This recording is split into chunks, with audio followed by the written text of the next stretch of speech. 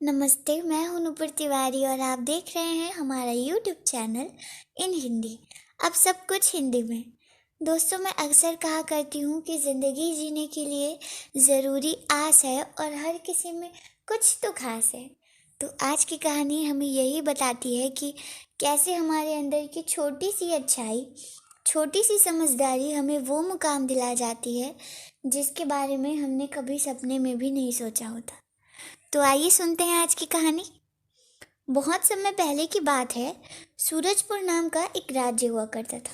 वहाँ के राजा वीर सिंह को शिकार करने का बड़ा शौक था।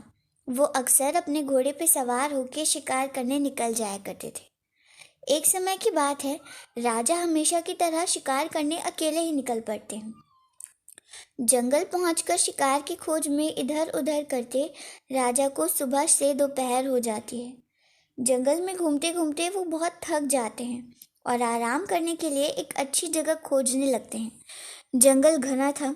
हिंसक पशु पक्षी चारों ओर गर्जना कर रहे थे, पर राजा बिना डरे, उन आवाज़ों की परवाह ना करते हुए पेड़ की छांव के नीचे बैठ जाते हैं।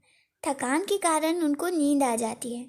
तभी एक शेर उनकी सुगंध पाकर उनके पास आ जाता है और उन पर आक्रमण करने लगता है। अचानक वहां एक भील जाति का शिकारी शेर को आक्रमण करते देख लेता है और शेर से राजा को बचा लेता है। इसी बीच राजा की नींद भी खुल जाती है। अपने ऊपर हुए हमले की बात जानकर राजा डर जाते हैं, लेकिन दूसरे ही पल वो उस भील व्यक्ति भोला पर प्रसन्न हो जाते हैं और खुशी खुशी उसे गले लगाकर 2 गांव देने का वादा करते हैं।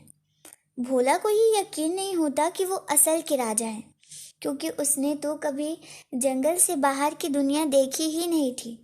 उसे आश्वासन दिलाने के लिए राजा एक पेड़ की 2 पत्तियां तोड़कर 2 गांव देने का वादा लिख देते हैं और उसे कहते हैं कि आपको राज दरबार में ये पत्ता दिखाने पर 2 गांव मिल जाएंगे। भोला खुशी खुशी अपने घर आकर अपनी पत्नी को सारी बात बताता है और वो पत्तियां रख देने को कहता है। भोला के यहाँ 3 बकरियां थी। वो बकरियां उन पत्तियों को खा जाती हैं। जब भोला को पता चलता है कि वो पत्तियां बकरियां खा गई, उसकी समझ में कुछ नहीं आता। अब वो सोच में पड़ जाता है कि आखिर करे तो करे क्या, क्योंकि राजा ने तो 2 गांव देने की बात उन 2 पत्तियों पर ही लिख के दी थी।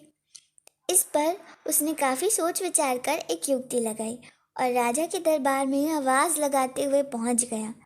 बकरियां मेरा 2 गांव खा गई। राज्य के लोग ये सुन के काफ़ी हैरान परेशान हो गए। उन्हें लगा कि भला बकरियां गांव खा सकती हैं क्या। पूरे राज्य में ये बात आग की तरह फैल गई।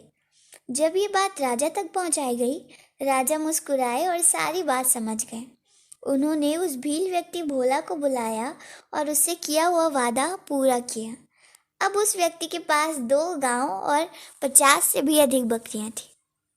दोस्तों, हमें इस कहानी से यही सीख मिलती है कि परिस्थितियां विपरीत क्यों ना हों, व्यक्ति को कभी हताश नहीं होना चाहिए, बल्कि उन परिस्थितियों का सामना करना चाहिए, क्योंकि विपरीत परिस्थितियों में ही तो व्यक्ति अपने आप को निखार सकता है। अगर आपको हमारी ये कहानी अच्छी लगी हो तो हमारे वीडियो को लाइक करें, हमारे चैनल को सब्सक्राइब करें और बेल आइकन पर क्लिक करना ना भूलें।